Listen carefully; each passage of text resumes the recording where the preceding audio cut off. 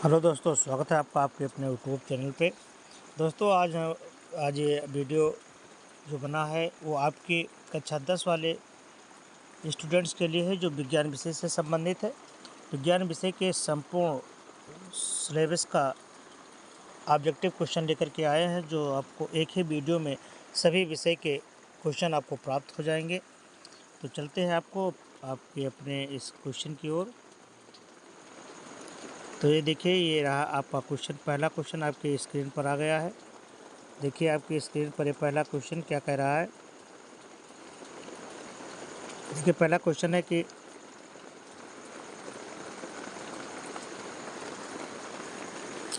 2FeCl2 + 2H2 + Y gives out 2FeCl2 + H2SO4 + 2HCl। में आपको बताना है कि Y क्या है। इसमें आपको Y पर प्रश्नवाचक चिन्ह लगा दिया गया है। तो Y क्या है? तो Y है आपका, इसमें देखिए क्या है, यहाँ पर सल्फेट है, यानी सल्फ़र से बने यौगिक है, लेकिन इधर से कोई नहीं है। इसका मतलब यहाँ पर H2S है। क्या है ये? दूसरा ऑप्शन आपका सही है। अगला क्वेश्चन है, अमोनिया और हाइड्रोजन क्लोराइड संपर्क में आने पर क्रिया करके क्या बनाते हैं।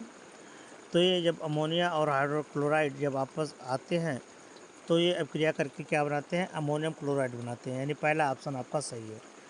अगला क्वेश्चन देखिए आपका, अमोनियम क्लोराइड और अमोनियम क्लोराइड जब अभिक्रिया करेगा, तीसरे क्वेश्चन में देखिए, तो ये बनता है आयनिक वियोजन इसमें होता है, यानी ये ऑप्शन ये आपका बी सही है। क्लियर। चलिए अगले क्वेश्चन की तरफ बढ़ते हैं।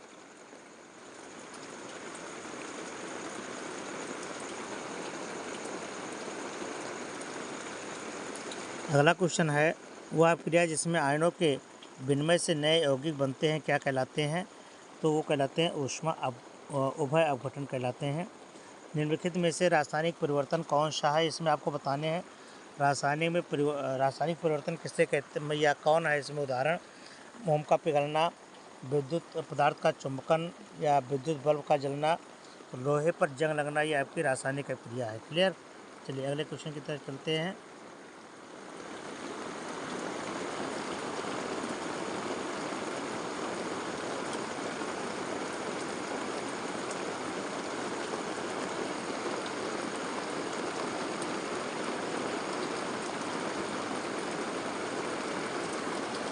अगला क्वेश्चन कह रहा है कि लोहे पर जंग लगना किस प्रकार की क्रिया है? ऑक्सीकरण क्रिया है या अपचयन है या ऑक्सीकरण अपचयन दोनों है? तो ये है आपकी ऑक्सीकरण क्रिया, यानी पहला ऑप्शन आपका सही है। क्लियर। हमारे शरीर में भोजन का पाचन किस प्रकार होता है? अपघटन द्वारा, ऑक्सीकरण द्वारा। तो इसमें होता है अपघटन द्वारा। ठीक है। क्लियर। चलिए अगले क्वेश्चन की तरफ बढ़ते हैं हम लोग। ये रहा आपका अगला क्वेश्चन, ऊष्मा शोषी क्रिया वह होती है जिसमें क्या होता है? ऊष्मा शोषण होता है। ठीक है। ऊष्मा शोषी क्रिया में ऊष्मा का शोषण होता है और ऊष्मा क्षेपीय क्रिया में ऊष्मा निकलती है, उत्पन्न होती है। अगला क्वेश्चन है, प्रतिस्थापन अभिक्रिया मुख्य गुण है किसका? प्रतिस्थापन अभिक्रिया मुख्य गुण है किसका? क्या को बताने हैं? पैराफिन का। किसका? पैराफिन का। ये चौथा सही है। और दही का जमना कौन सा परिवर्तन है? दही का जमना जो है रासायनिक परिवर्तन है, क्योंकि आप रासायनिक परिवर्तन से बताया गया है कि आप उसको पुनः उत्पाद में अभिकारक में नहीं ला सकते। ठीक है। अगला क्वेश्चन देखिए, एक आपको अभिक्रिया दी गई है, इससे पूछा जा रहा है कि कौन सी अभिक्रिया है ये। तो ये आपके द्विविस्थापन अभिक्रिया है। ठीक है। अभिक्रिया copper oxide plus H2 gives out copper और जल में ऑक्सीकृत पदार्थ हो जाते हैं। कौन सा इसमें सही है ये आपको बताने हैं? Copper oxide CO। अगला क्वेश्चन देखें, रासायनिक दृष्टि से जंग क्या है? तो रासायनिक दृष्टि से जंग क्या है? हाइड्रेटेड फेरिक ऑक्साइड है। ठीक है। ये जंग का सूत्र आप कह सकते हैं इसको।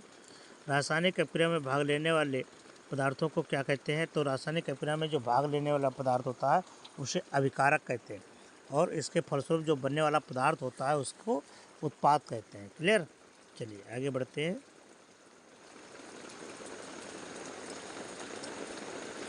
ऑक्सीकरण वह अभिक्रिया है जिसमें ऑक्सीजन ग्रहण की जाती है या पृथक की जाती है। तो ऑक्सीजन जिसमें पृथक की जाती है उसे ऑक्सीकरण कहते हैं। ठीक है। अगला क्वेश्चन है Fe2O3 plus 2Al gives out. ये ऊपर दी गई जो रासायनिक अभिक्रिया है ये कौन सी अभिक्रिया बनाता है, ये आपसे पूछा जा रहा है। तो ये बनाती है विस्थापन अभिक्रिया। कौन सी अभिक्रिया? विस्थापन अभिक्रिया। निम्न अभिक्रिया में अगला पूछ रहा है, निम्न अभिक्रिया में किस पदार्थ का अपचयन हुआ है? तो इसमें किसका अपचयन हुआ है? MnO2 का। लेड सल्फेट का रासायनिक सूत्र क्या है? लेड सल्फेट का जो रासायनिक सूत्र है वो है FePbSO4। क्लियर? चलिए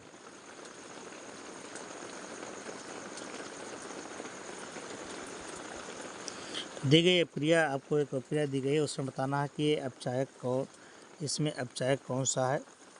तो इसमें अपचायक है हाइड्रोजन सल्फाइड। ठीक है। अगला क्वेश्चन देखें। लौह चूर्ण पर तन HCl डालने पर क्या होता है? तो इसमें होता है कि हाइड्रोजन गैस आयरन क्लोराइड बनाता है, यानी पहला ऑप्शन सही है। लेड नाइट्रेट का सूत्र क्या होता है? तो लेड नाइट्रेट का सूत्र है Pb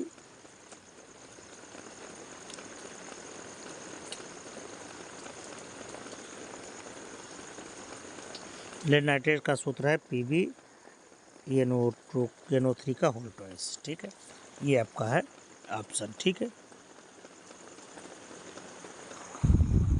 अगला कह रहा है कि निम्नलिखित में दुर्बल अम्ल कौन सा है? तो दुर्बल अम्ल इनमें से आपको छांटना है। तो दुर्बल अम्ल है H, दूसरा आपका सही है ऑप्शन। दुर्बल अम्ल है आपका HCN। ठीक है। प्रबल अम्ल के जलीय विलयन में किसका अधिक होता है? ये आपको बताना है कि प्रबल अम्ल में कौन सा ज़्यादा होता है इसमें से। तो इसमें H+ आयन ज़्यादा होते हैं। क्लियर? चलिए अगले क्वेश्चन की तरफ चलते हैं। अम्लीय विलयन में लिटमस पेपर डालने पर इसका रंग क्या हो जाता है? तो इसका लिटमस पेपर पर जो प्रभाव होता है वह लाल हो जाता है। ठीक है। कैसा हो जाता है? लाल।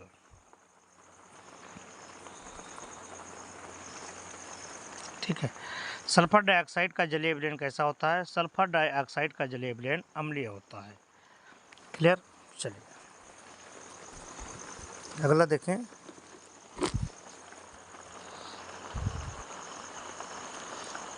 हाइड्रोजन आयन का सांद्रण। तो हाइड्रोजन आयन का सांद्रण कितना होता है? हाइड्रोजन आयन का सांद्रण होता है आपका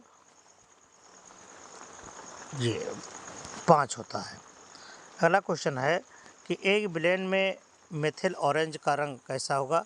तो मेथिल ऑरेंज का रंग इसमें से लाल होगा। क्लियर? चलिए अगले क्वेश्चन की तरफ चलते हैं हम। निम्नलिखित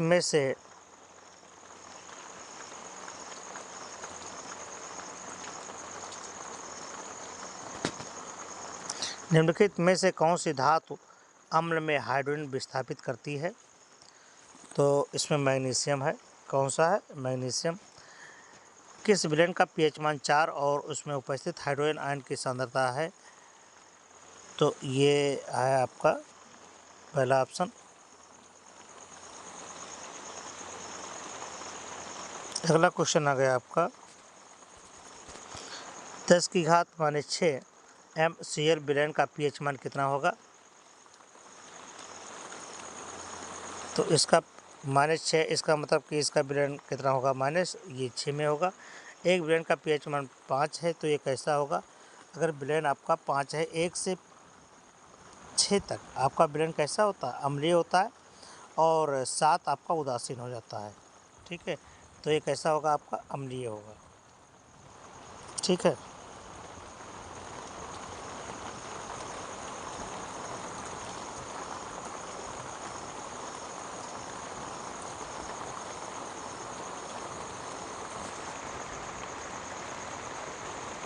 अगला क्वेश्चन देखें,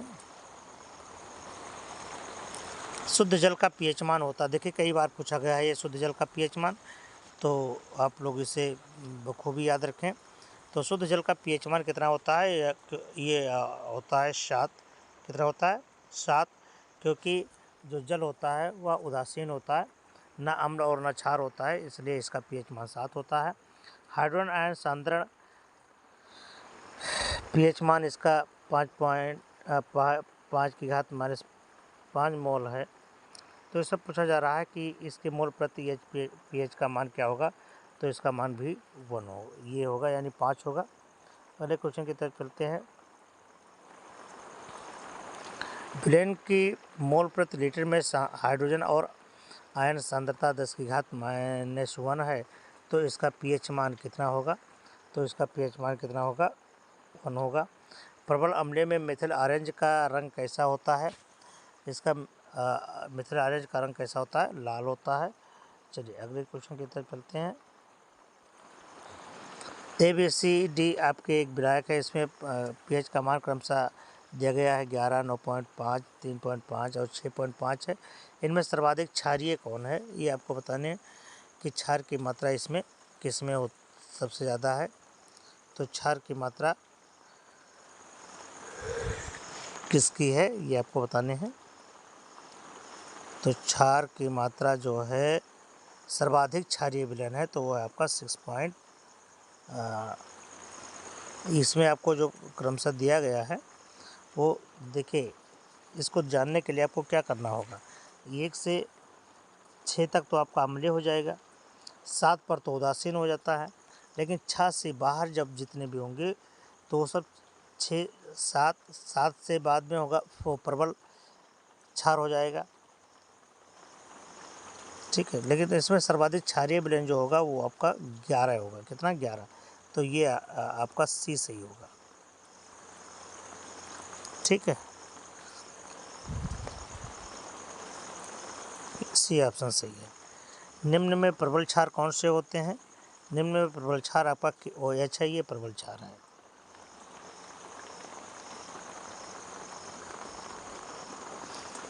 K2SO4 Al2SO4 का होता है 24H2O को जल में डालने पर बनने वाला आयन आपको बताना है कि किस तरह से आयन बनता है।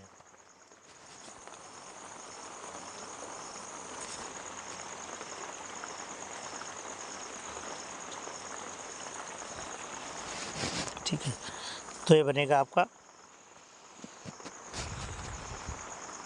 C, K+Al3+ और SO4 - 2। एक विलयन में हाइड्रॉक्सी विलयन का आयन सांद्रण इतना दिया गया है, तो पीएच मान इसका आपसे पूछा जा रहा है कि पीएच मान क्या होगा, तो पीएच मान इसका 2 होगा। अगला क्वेश्चन है,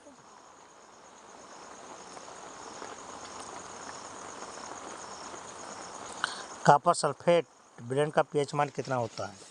कॉपर सल्फेट का पीएच मान कितना होता है? कॉपर सल्फेट का पीएच मान कितना होगा? ये होगा, पहला ऑप्शन आपका सही है, ठीक है। ये प्रबल अम्ल का जलीय विलयन में किसका अधिक होता है? तो जलीय विलयन में H+ आयन का सांद्रण अधिक होता है। उदासीन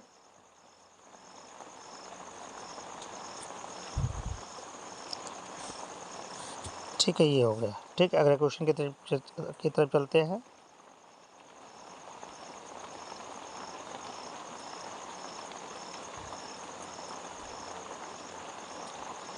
अगला क्वेश्चन है आपका, देखिए ये है कि उदासीन विलयन के लिए कौन सा कथन असत्य है? तो उदासीन विलयन के लिए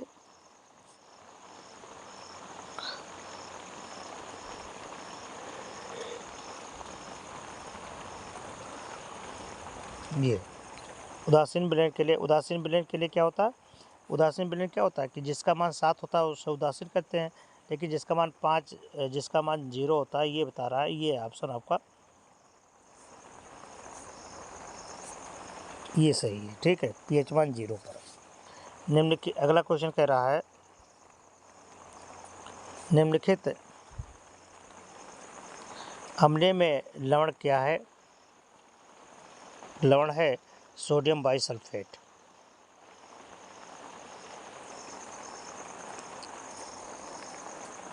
ये ऑप्शन सही है।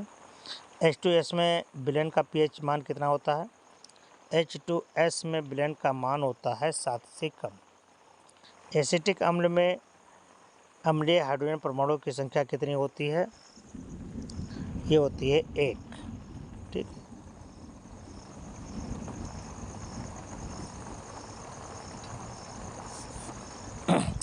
क्षारीय ब्लेंड में फिनाल्फथेलिन सूचक का रंग कैसा होता है? तो फिनाल्फथेलिन में सूचक का रंग कैसा होगा? क्षारीय में लाल होगा। बहते हुए रक्त को रोकने के लिए उपयोग की जाने वाले पदार्थ क्या है? तो जो बहते हुए रक्त को रोकने के लिए फिटकरी का प्रयोग किया जाता है।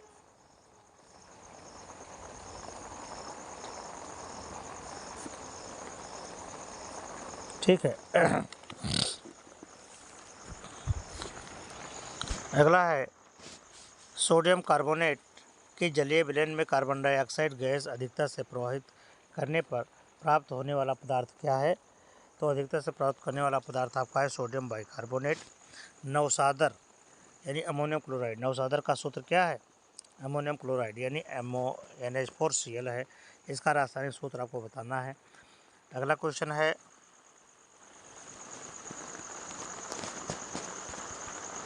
व्यंजक चूर्ण पर तन सल्फ्यूरिक अम्ल की अपक्रिया से प्राय कौन सी गैस निकलती है? तो इसमें निकलती है व्यंजक चूर्ण में जब अपक्रिया करेंगे तो Cl2 निकलेगी। खाने का सोडा का रासायनिक नाम क्या है? खाने के सोडा का रासायनिक नाम है सोडियम बाइकार्बोनेट। अगला क्वेश्चन देखें। सोडियम कार्बोनेट का जलीय विलयन कैसा होता है? सोडियम कार्बोनेट का जलीय विलयन कैसा होता है? क्षारीय होता है। धावन सोडा का रासायनिक नाम क्या है? धावन सोडा तो आप जानते हैं सोडियम कार्बोनेट डेकाहाइड्रेट होता है, यानी ये पहला कोई सही है। फिर अगला क्वेश्चन है माइक्रोकास्मिक लवण का सूत्र क्या होता है? माइक्रोकास्मिक लवण का सूत्र होता है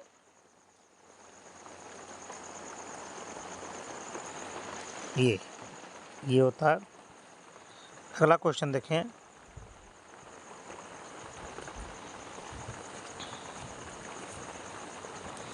H2S में pH का मान कितना होता है?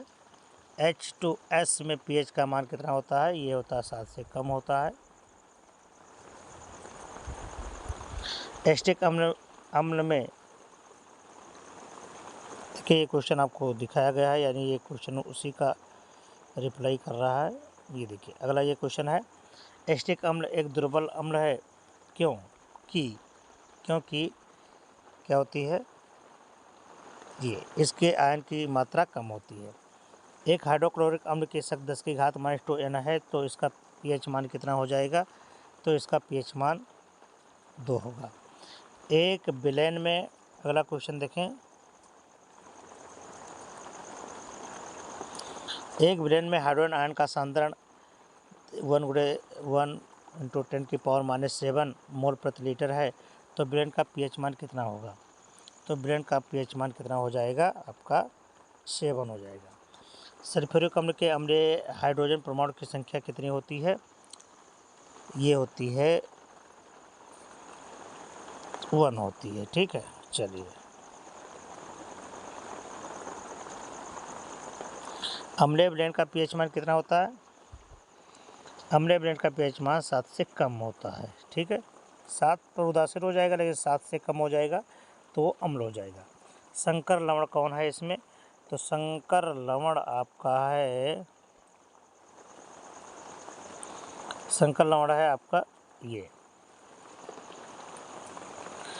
पोटास सैलेम्स का रासायनिक सूत्र लिखिए, यानी पोटास फिटकरी का सूत्र पूछ रहा है आपसे। तो पोटास फिटकरी का सूत्र क्या है? K2SO4 Al2SO4 का अल्ट्राइड 24H2, यानी C सही है आपका। ठीक है, क्लियर। बहुत इंपॉर्टेंट क्वेश्चन है आपका। अगला क्वेश्चन है जल को जीवाणु रहित बनाने के लिए उपयोगी पदार्थ का नाम बताइए। तो इसमें आप लगा सकते हैं कौन? व्यंजक चूर्ण।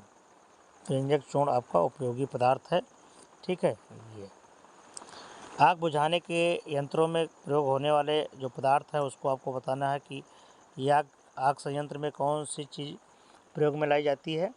तो वो है आपका सोडियम कार्बोनेट। क्लियर। और अगला क्वेश्चन है आपकी स्क्रीन पर आ गया, ये रहा क्वेश्चन है, एक ब्लेंड में हाइड्रोक्साइड आयन का सांद्रण इतना है,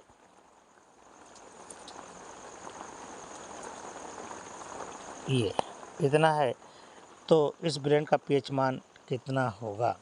तो ये पीएच मान आपका होगा ये। ठीक है, अगला देखें।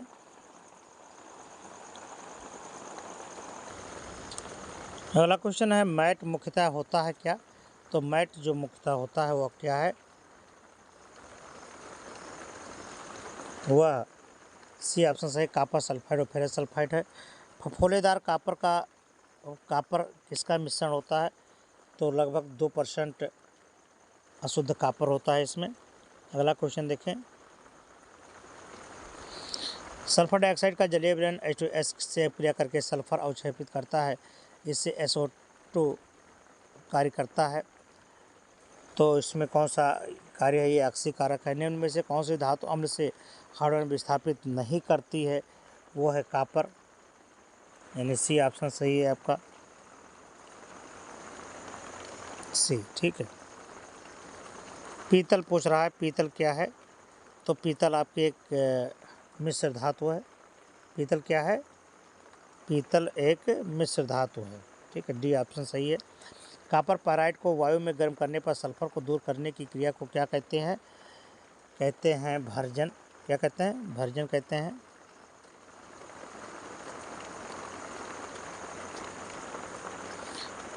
अगला क्वेश्चन है, मुद्रा धातु कौन सी है इसमें? तो मुद्रा धातु इसमें सिल्वर है।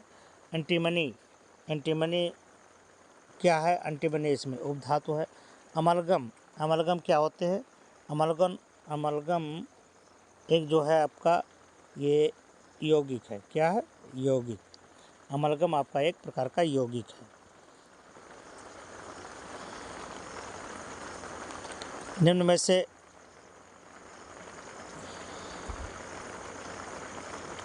में से कौन ठंड जल से हाइड्रोजन गैस विस्थापित करते हैं? ये आपको बताने हैं। तो यह है पोटेशियम। और अगला क्वेश्चन है, फफोलेदार तांबे में कॉपर की प्रतिशत मात्रा कितनी होती है? तो इसमें 98% कॉपर की मात्रा होती है। क्लियर। चलिए अगले क्वेश्चन की तरफ हम लोग चलते हैं।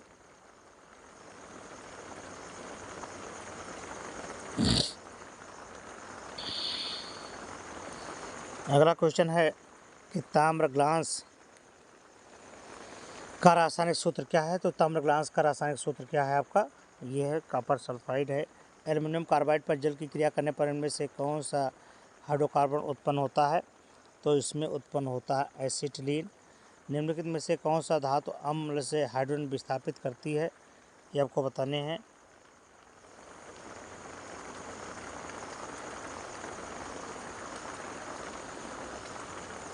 निम्न में से कौन सी धातु अम्ल से हाइड्रोजन विस्थापित करते हैं? ये है आपका मैग्नीशियम। जर्मन सिल्वर में कौन सी धातु नहीं है? तो ये है आपका जर्मन सिल्वर में कौन सी धातु नहीं है? वो है आपका Ag यानी सिल्वर। निम्नलिखित में से अगला क्वेश्चन देखें। निम्नलिखित में से कौन सी धातु जल के साथ सामान्य ताप पर क्रिया करती है? तो सामान्य ताप पर जो क्रिया करने वाली गैस है वो क्या है? सोडियम है। जस्ता धातु हाइड्रोक्लोरिक अम्ल से क्रिया करके कौन सी गैस का निष्कासित करती है? वो है आपका हाइड्रोजन। सर्वाधिक यानी आघात वर्धनीयता प्रदर्शित करता है कौन?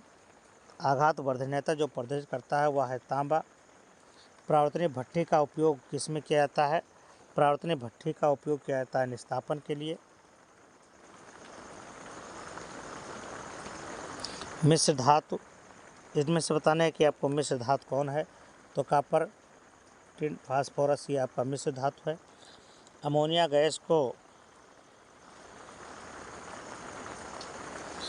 गैस को शुष्क करने के लिए प्रयुक्त पदार्थ का नाम बताइए। तो वो है आपका कैल्शियम ऑक्साइड। अगला क्वेश्चन है, 2FeCl3 प्लस H2O में X के स्थान पर आपका जो पदार्थ प्रयोग किया गया है उसका नाम बताना है। तो वो है आपका सल्फर डाइऑक्साइड। सल्फर डाइऑक्साइड का जलीय विलयन कैसा होता है? तो सल्फर डाइऑक्साइड का जो जलीय विलयन है वह अम्लीय विलयन होता है। ठीक है। अगला क्वेश्चन है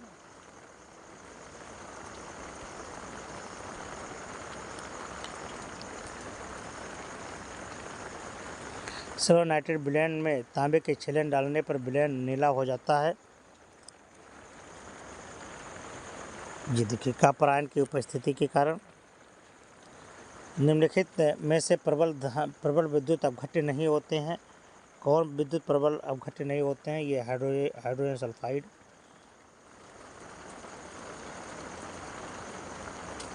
धातु जो सरलता से ऑक्सीकृत हो जाती हैं वो क्या कहलाती हैं? जो सरलता से ऑक्सीकृत हो जाती हैं वो कौन सी है? एल्युमिनियम है। मिश्र धातु कांसा। कांसा पूछ रहा है, कांसा में कौन सी मिश्र धातु होती हैं? तो Cu और Sn होता है।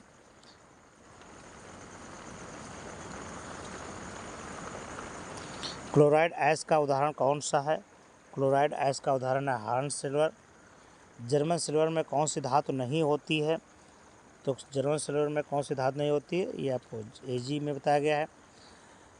जस्ता धातु हाइड्रोक्लोरिक अम्ल से क्रिया करके कौन सी गैस निष्कासित करता है? ये आपको बताना, हाइड्रोजन गैस निष्कासित करता है।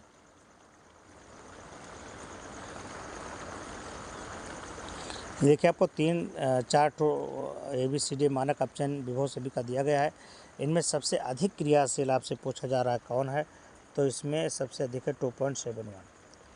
परावर्तनीय भट्ठी का उपयोग कहाँ किया जाता है? तो परावर्तनीय भट्ठी का उपयोग किया जाता है प्रतिस्थापन में किया जाता है। अम्ल से क्रिया करके हाइड्रोजन गैस विस्थापित करने वाली धातु का नाम बताना है कि कौन सी धातु है? तो वो है जिंक। निम्नलिखित में से कौन सी धातु जल के साथ सामान्यतः ताप पर अपक्रिया कर लेती है?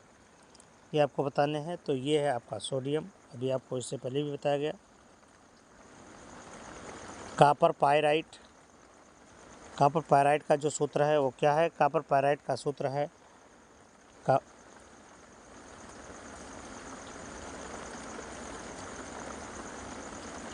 ये देखिए, आपका कॉपर पायराइट का सूत्र है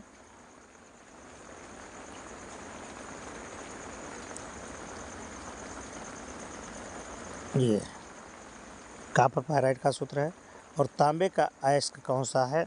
तांबे का अयस्क है आपका मैलेकाइट। ठीक है।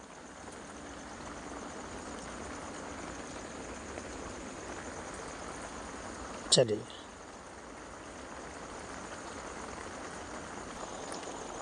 अगला ये कह रहा है कि C2H6 का आयुपेशीय नाम क्या है? तो C2H6 है, इसका मतलब है कि इसमें C2 है तो 2 कार्बन हो गए तो एथ हो गया, और सब में N बांड है, एथेन, यानी इसका आयुपेशीय नाम क्या है? आपका एथेन है। क्या है? एथेन।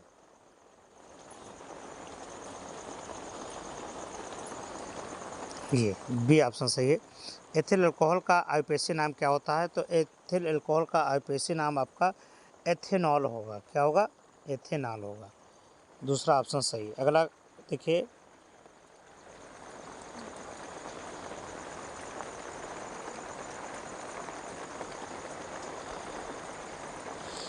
CH3COCH2CH3 यहाँ पूछ रहा है कि इसका आयुपेशीय नाम क्या होगा। ठीक है, तो इसका आयुपेशीय नाम आपको बताना होगा।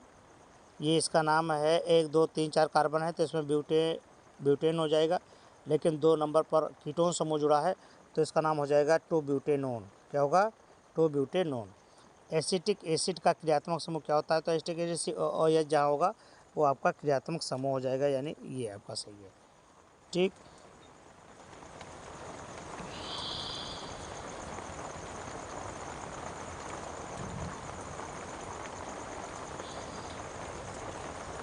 अगला क्वेश्चन है आपका, एथिल अल्कोहल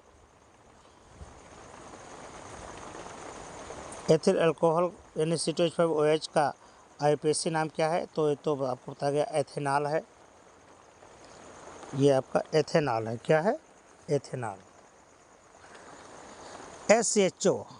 HCHO का IUPAC नाम क्या होता है? तो HCHO का जो IUPAC नाम होता है वो क्या है आपका? ये है मेथेनॉल।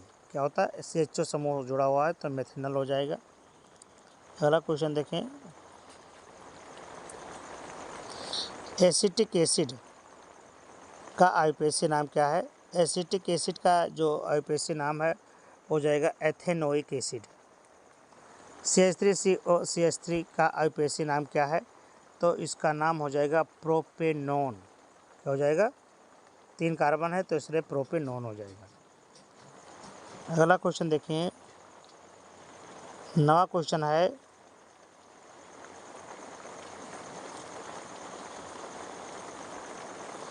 एसिटल्डिहाइड का IUPAC नाम क्या है? एसिटल्डिहाइड का IUPAC नाम है ये एथेनॉल। अगला क्वेश्चन है, ये कह रहा है, देखिए ये आपको संरचना दी गई है, इसमें बताना है कि इसका IUPAC नाम, मतलब ये कौन सा समूह है, ये दिया गया है। देखिए इसमें कह रहा है कौन सा कीटोनी समूह है, तो इसमें कीटोन कौन सा है? तो कीटोन आपका ये है CH3COCH3। ठीक है। अगला क्वेश्चन है आपका, विवृत श्रृंखला वाले यौगिक कौन से हैं? ये कह रहा है विवृत श्रृंखला वाले यौगिक कौन से हैं? तो विवृत श्रृंखला वाले यौगिक, इसमें जो खुली श्रृंखला की बात की जा रही है, इसका मतलब डी है। प्रोपेनल में क्रियात्मक समूह क्या है? देखिए नॉल जहाँ होगा वहाँ OH समूह होगा, और जहाँ अल समूह है, नल अल है, वहाँ CHO समूह होगा। तो ये आपका पहले 12 का ये हो जाता है।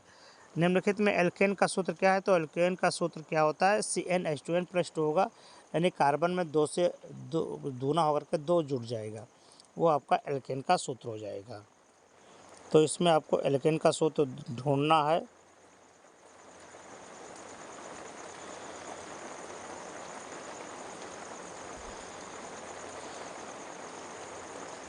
देखिए एल्केन का सूत्र क्या है?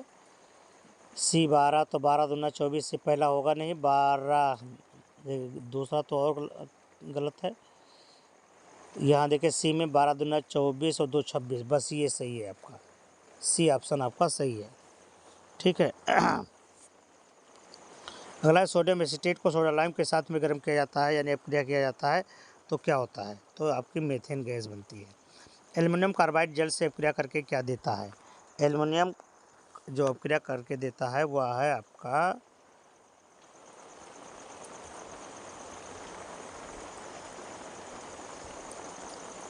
मीथेन देता है। क्या? मीथेन। अगला क्वेश्चन है, एल्काइन का सूत्र क्या होता है? तो एल्काइन यानी ट्रिपल बॉन्ड का सूत्र CnH2n-2 होता है, तो 3 दूनी 6 -2 = 4, ये हुआ आपका डी ऑप्शन सही है। क्लियर? चलिए अगले क्वेश्चन की तरफ चलते हैं हम लोग।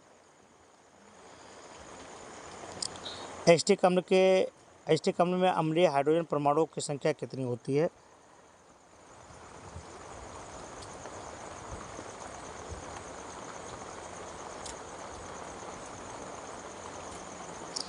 एसिटिक अम्ल में अम्लीय हाइड्रोजन परमाणु की संख्या कितनी होती है?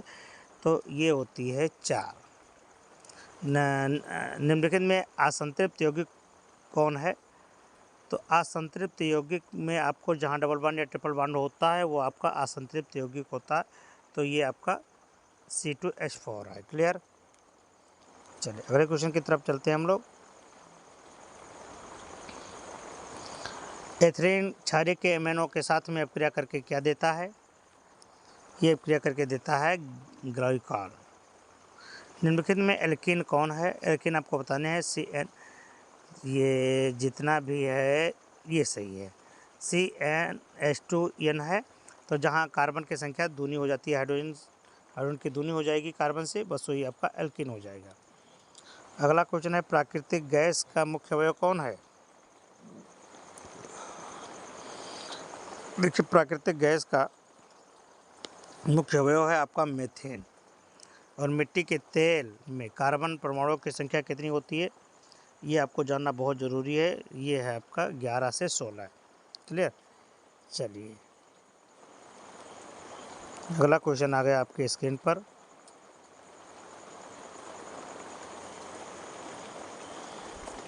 डीजल तेल में कार्बन परमाणु की संख्या कितनी होती है? तो डीजल में कार्बन परमाणु की संख्या कितनी होती है? 16 से 18। पॉलीथीन निम्न में से किसका बहुलक है? एथिलीन का। एथिलीन गैस हाइड्रोजन से अपक्रिया करके कौन सा संतृप्त यौगिक बनाते हैं? वो है आपका एथेन। ठीक है। अगला क्वेश्चन है, अल्कोहल के विहाइड्रोजनीकरण से कौन सा यौगिक प्राप्त होता है? तो इसमें प्राप्त होता है एल्डिहाइड। निम्नलिखित में से किस यौगिक का अल्कोहलीय समूह होता है? तो अल्कोहलीय समूह आपका ये बी है, CH3OH। मार्स गैस बहुत इंपॉर्टेंट है, यानी दलदल वाली गैस। मार्स माने दलदल। मार्स गैस का रासायनिक सूत्र क्या है? तो मेथेन को मार्स गैस भी कहते हैं। ये देखिए। अगला है, अल्कोहल और जल के साथ होने वाली अपक्रिया क्या होती है? अल्कोहल और जल के साथ होने वाली क्रिया को क्या कहते हैं? अस्टरीकरण कहते हैं। अगला क्वेश्चन है, असंतृप्त हाइड्रोकार्बन कौन से होते हैं? तो असंतृप्त हाइड्रोकार्बन वह होते हैं जिनमें डबल बॉन्ड या ट्रिपल बॉन्ड होता है, तो ये आपका असंतृप्त है। अकार्बनिक यौगिक के प्रमुख स्रोत कौन से हैं? अकार्बनिक यौगिक के प्रमुख स्रोत हैं कोल तार।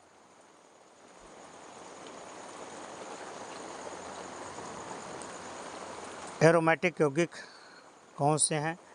एरोमेटिक यौगिक का सूत्र जो क्या है वो 80। देखिए ये है आपका C6H6। निम्नलिखित में किस यौगिक में अल्कोहलीय समूह उपस्थित होता है? अल्कोहलीय समूह उपस्थित होता है इसमें। निम्न में सजातीय युग्म कौन से होते हैं?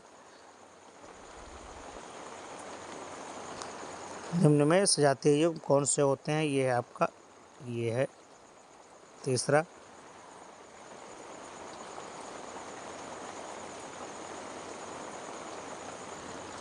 अगला क्वेश्चन है, कार्बनिक यौगिक अकार्बनिक यौगिकों की तुलना में क्या होते हैं? तो ये देखिए,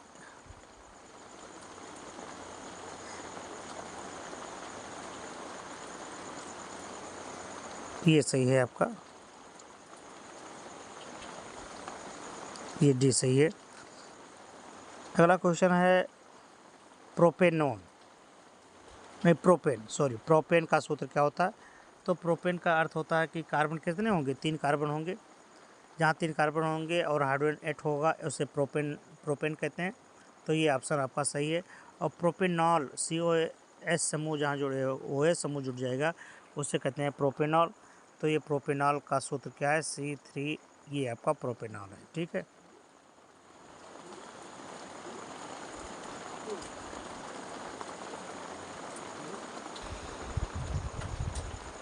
अगला है, बी का विकर्ण किससे होता है? Be का जो विकर्ण होता है वह एल्युमिनियम से होता है। किससे होता है?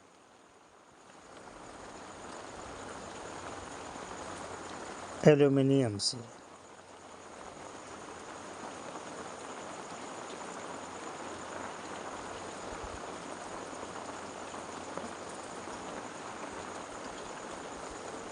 ये ऑप्शन सही है। द्वितीय आवर्त में तत्वों की संख्या कितनी होती है? तो द्वितीय आवर्त में तत्वों की संख्या कितनी है? आपकी 8 है। एक तत्व प्रवृत्ति संयोजकता प्रकट करते हैं, तो कौन से हैं आपके? C संक्रमण है।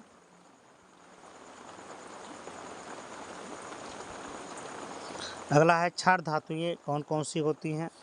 तो क्षार धातुएं आपकी लिथियम, सोडियम, पोटेशियम, ये सब क्षार धातुएं हैं। किस तत्व की विद्युत धनात्मकता सबसे अधिक होती है? किस तत्व की विद्युत धनात्मकता सबसे अधिक होती है? तो वो है आपका ये पोटेशियम की। ठीक है। अगला है, सर्वाधिक हाइड्रोजन संयोजकता होती है किसमें? ये आपका है फर्स्ट में, सेकंड में, तो ये फोर्थ में होती है।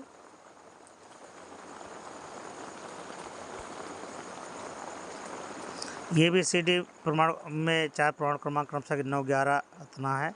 तो तत्वों में समान युग्म से संबंधित आपको बताने हैं कौन से हैं, तो ये और सी है। ठीक है। अगला क्वेश्चन है, कोई तत्व जो क्षारीय ऑक्साइड बनाते हैं उनके परमाणु संख्या कितनी होती है? तो उनकी परमाणु संख्या कितनी होगी? 19 होती है। निम्नलिखित में कौन सा तत्व अम्लीय ऑक्साइड बनाता है? तो अम्लीय ऑक्साइड कौन बनाता है? जिसकी परमाणु क्रमांक संख्या 7 होती है। ठीक है, चलिए ये हो गया। अब चलते हैं, अब हम लोग बायोलॉजी की तरफ चलते हैं। ये देखिए, अब बायोलॉजी के क्वेश्चन दिए गए हैं। तो केमिस्ट्री तो यहाँ पर से ख़त्म कर दिया गया है। अब बायोलॉजी के कुछ टॉपिक लिए गए हैं। देखिए, अब उसको भी आपको देखना होगा। फेफड़े में शुद्ध, तो ये देखिए आपका यहाँ से पहला क्वेश्चन है, फेफड़ों से शुद्ध रक्त आता है किसमें? तो फेफड़ों से शुद्ध रक्त आता है किसमें? बाएं अलिंद में। आपका पहला क्वेश्चन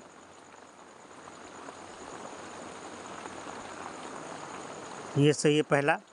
डिक्सन और जॉली संबंधित किससे होते हैं? डिक्सन और जॉली संबंधित है किससे? रसारोहण से। खनिज लवणों का अवशोषण किससे होता है?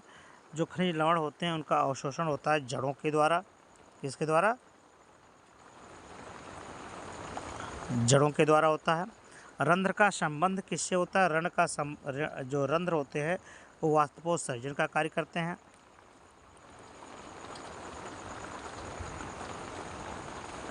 प्रकाश संश्लेषण द्वारा भोजन का निर्माण कहाँ पर होता है?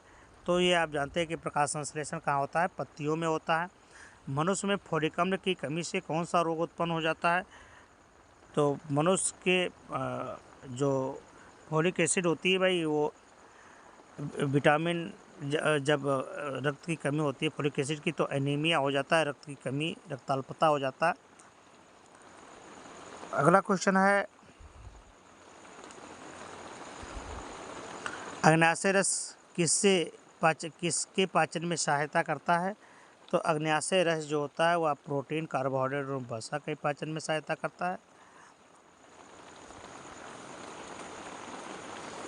फुफ्फुस धमनियों से अशुद्ध रुधिर चला जाता है। फुफ्फुस धमनियों से अशुद्ध रक्त कहाँ चला जाता है? फेफड़ों में। भाई फेफड़े में जाएगा, फेफड़ा इसको क्या करता है? शुद्ध करता है। ठीक है। यकृत परिवर्तित करता है किसको? अमोनिया को यूरिया में। ठीक है, चलिए अगला क्वेश्चन देखिए।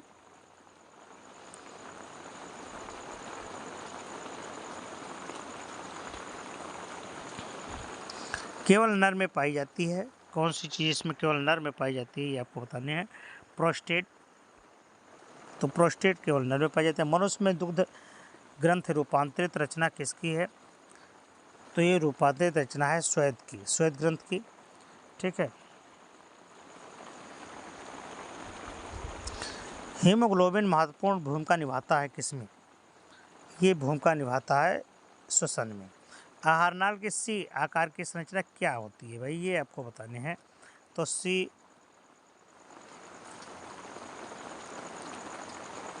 ये है आपका।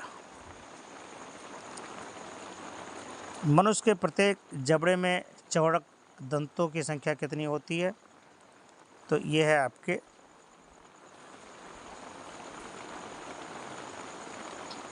ये देखिए 6 होती है।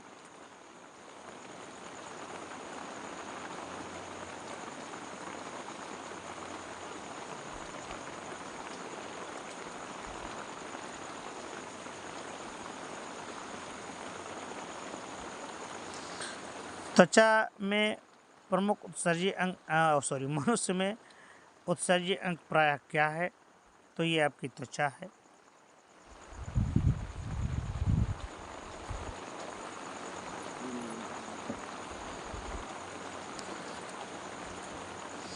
बोमेन संपुट भाग किसका है?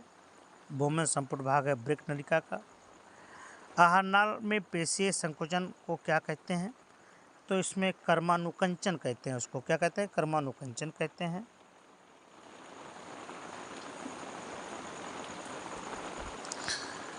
स्टेप्सिन एंजाइम क्रिया करता है किसमें? स्टेप्सिन एंजाइम क्रिया करता है वसा पर। ग्लाइकोलिसिस के अंत में कितने एटीपी अणुओं का लाभ होता है? ये आपको जानना बहुत ज़रूरी है। तो इसमें 2 एटीपी। शुद्ध रुधिर को शरीर के विभिन्न भागों में पहुंचाने का काम कौन करता है इसमें? ये क्वेश्चन बड़ा ही इम्पोर्टेंट है आपका कि जो शुद्ध रुधिर होता है इसको कौन पूरे शरीर में पहुंचाता है? तो महाधमनी। विटामिन सी का अच्छा स्रोत क्या है? तो इसमें संतरा है। विटामिन सी का सबसे अच्छा स्रोत क्या है आपका? संतरा है। ग्लाइकोलिसिस की प्रक्रिया संपन्न होती है किसमें? ग्लाइकोलिसिस की जो प्रक्रिया होती है वो कोशिका द्रव्य में संपन्न होती है। क्लियर?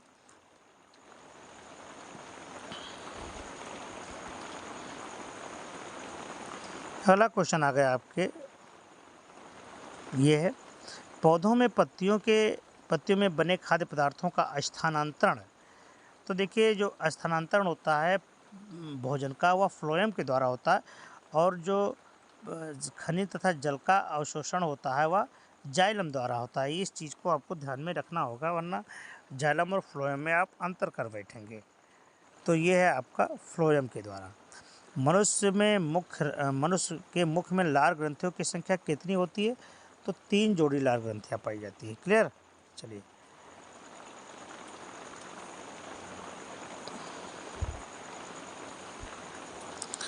कृमि रूप प्रशेषिका भाग किसका है? तो कृमि रूप प्रशेषिका जो भाग है वह है सीकम का। निम्नलिखित में से कौन सा त्वचा का कार्य नहीं है? तो जो त्वचा का कार्य है वह है लैंगिक लक्षण। ये त्वचा का कार्य नहीं होता है। अगला क्वेश्चन है कि मनुष्य में कृंतक या छेदकों की संख्या कितनी होती है? तो ये संख्या होती है 8।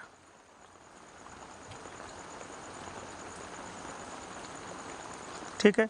ग्रासनाल द्वारा लटकी हुई पत्ती के समान एक रचना है जिसको क्या कहते हैं? जिसको कहते हैं एपिग्लोटिस।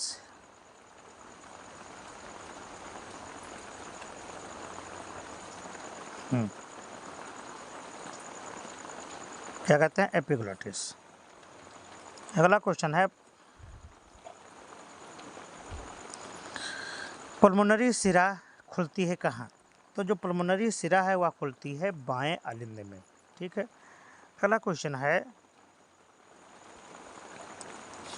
पादपों में जाइलम का कार्य क्या होता है? तो अभी आपको बताया गया कि जो जाइलम का जो कार्य होता है जल का संवहन करना होता है। किसका? जल का संवहन करना होता है। तो ये जल को स्थानांतरित करती है। कौन? जाइलम। और फ्लोएम का काम है भोजन का स्थानांतरण करना।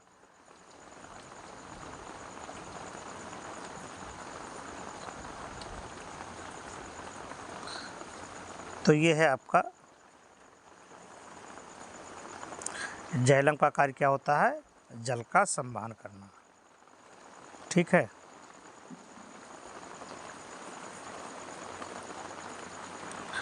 अगला क्वेश्चन है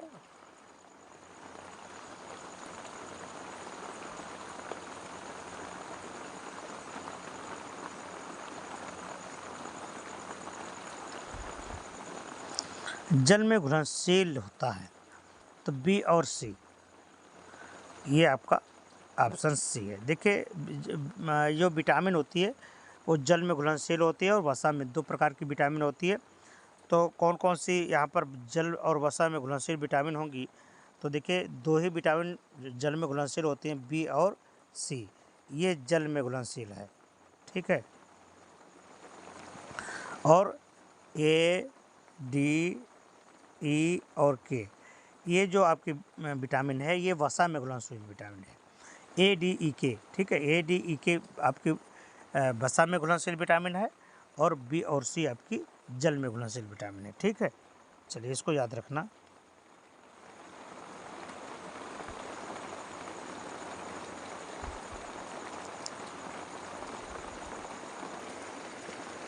अगला क्वेश्चन है मादा लिंग हार्मोन क्या कहलाता है। अगला क्वेश्चन है मादा लिंग हार्मोन क्या कहलाता है। तो मादा लिंग जो हार्मोन है वह है आपका एस्ट्रोजन। एस्ट्रोजन कहलाता है, यानी सी सही है। अगला क्वेश्चन है कि मानव में दुग्ध ग्रंथियाँ किसकी रूपांतरित रचना है। ये है आपकी श्वेत ग्रंथियों की। निम्नलिखित में से कौन सी ग्रंथि बाह्यस्रावी और अंतःस्रावी दोनों होती हैं। ये बड़ा इंपॉर्टेंट है कि बाह्यस्रावी और अंतःस्रावी दोनों का जो कार्य करती हैं वह है आपका अग्न्याशय, pancreas. Very good. Master gland, master gland के नाम से कौन जानी जाती है। पीयूष ग्लैंड यानी पिट्यूटरी ग्लैंड को मास्टर ग्लैंड के नाम से भी जाना जाता है। ठीक है। उस हार्मोन्स का नाम बताया जिसका उपयोग बिना निषेचन के बीज रहित फल प्राप्त किए जा सकते हैं। उससे क्या, उसे वो क्या है, जिब्रेलिन। अगला क्वेश्चन है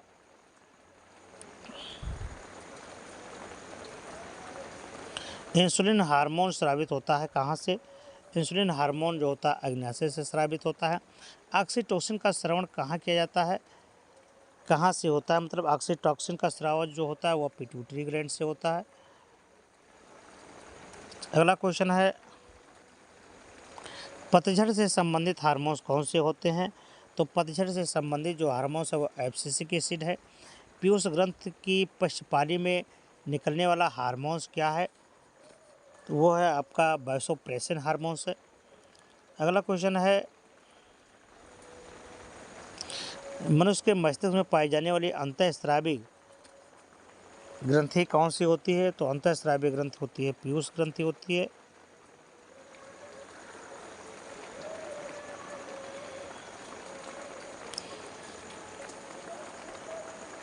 कैल्शियम तथा फास्फोरस के उपापचय को नियंत्रित करने वाले हार्मोन्स कौन से होते हैं। वह है आपका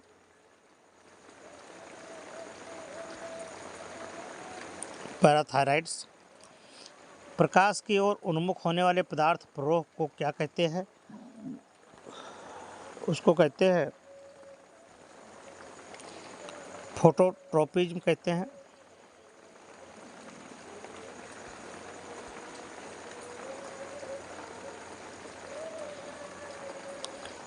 थायरॉक्सिन हार्मोन्स की कमी से क्या होता है। तो थायरॉक्सिन जब हार्मोन्स की कमी हो जाएगी तो ग्वाइटर हो जाते हैं, यानी घेंघा रोग हो जाता है। मनुष्य के मस्तिष्क में कौन सा भाग ताप नियंत्रक का कार्य करता है। तो जो ताप नियंत्रक का कार्य करने वाला है वह है डायनोसोफेलान।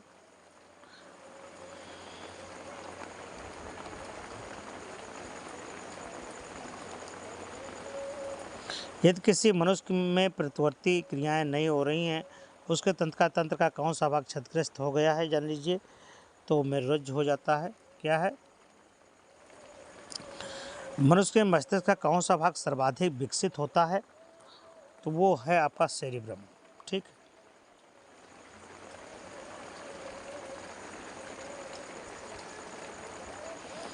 मानव मनुष्य के मस्तिष्क का भार कितना होता है। ये है आपका 1300 से 1400 ग्राम। मेडुला ऑब्लांगेटा किसका नियंत्रित करता है। मेडुला ऑब्लांगेटा अनैच्छिक क्रियाओं को नियंत्रित करता है।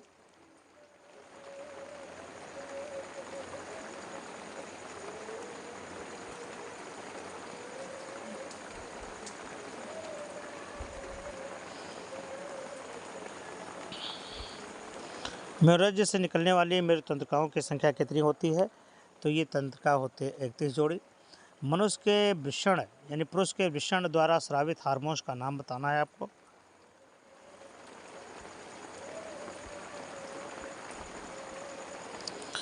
तो ये वृषण जो होते हैं वो है टेस्टोस्टेरॉन्स।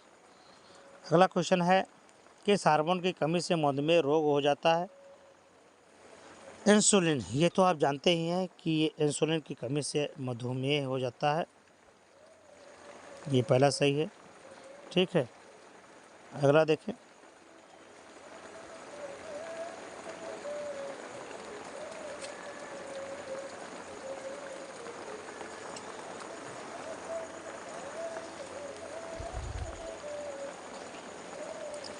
पीयूष ग्रंथि पाई जाती है कि हाँ, जो पीयूष ग्रंथि होती है वो मस्तिष्क के अधर भाग में पाई जाती है।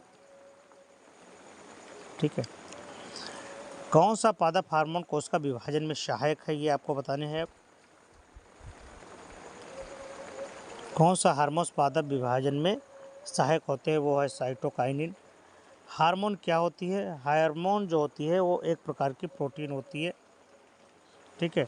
और अगला क्वेश्चन है आपका, कौन सा पादप हार्मोन्स है? तो पादप हार्मोन्स आपका ये है जिबरेलिन, ये ठीक है।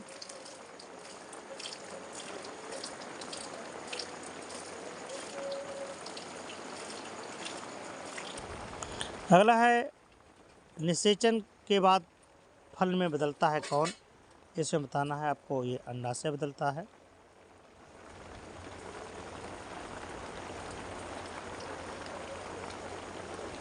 निषेचन क्रिया में त्रिसंलयन के पश्चात बनने वाले ऊतक का नाम बताना है कि क्या है, तो है एंडोस्पर्म। एंजियोस्पर्म में निषेचनोपरांत बीज कवच बनता है, क्या? आवरण से।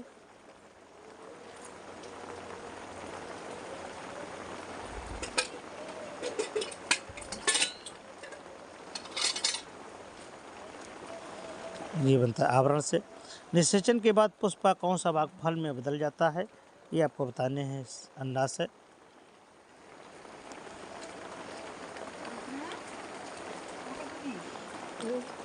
परागकणों का परागकोश से वर्तिकाग्र तक स्थानांतरण क्या कहलाता है आपको?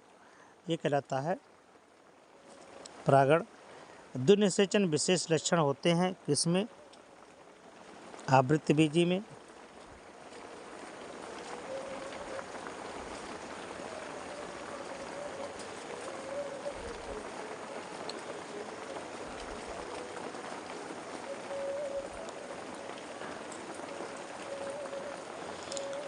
पुष्प के स्त्री केसर के मध्य भाग को क्या कहते हैं? किससे कहते हैं? स्त्री केसर भाग को कहते हैं वर्तिकाग्र। निषेचन के दौरान परागकण से निकलने वाले परागनलिका सामान्यतः किसके द्वारा बीजांड में प्रवेश करती है? वह है अंडद्वार द्वारा, ठीक है।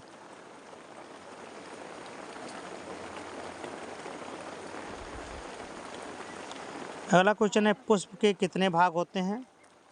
तो पुष्प के कितने भाग होते हैं? पुष्प के 4 भाग होते हैं। मुकुलन द्वारा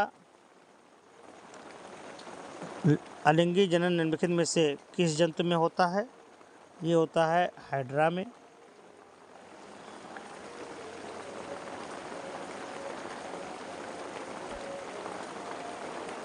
अगला क्वेश्चन है, पराग नली में नर युग्मक की संख्या कितनी होती है?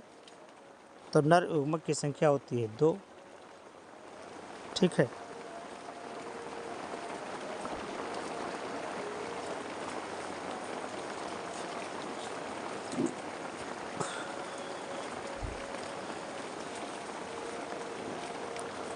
अगला है, मादा लिंग हार्मोन क्या कहलाता है? तो मादा लिंग हार्मोन जो होता है वो एस्ट्रोजन कहलाता है, ठीक है। नर जनन अंगों से संबंधित ग्रंथि कौन सी है? तो नर जनन अंगों से ये प्रोस्टेट जो है ये नर जनन अंग से संबंधित है।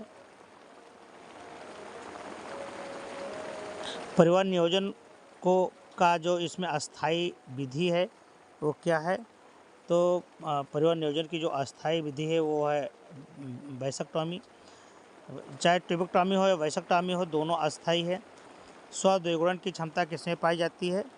स्वद्विगुणन की क्षमता पाई जाती है DNA में, ठीक है।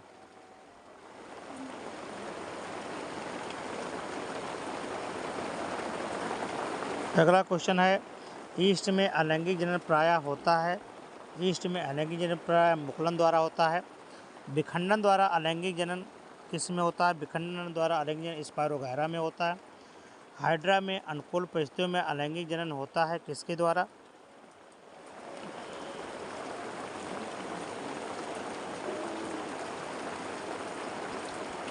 मुकुलन द्वारा। पत्तियों द्वारा कायिक परिवर्धन होता है किसमें? ब्रोफिलम में। पत्तियों के द्वारा इसमें नए पौधे का विकास होता है।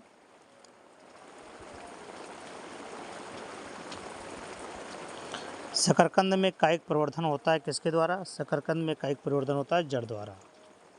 ठीक है।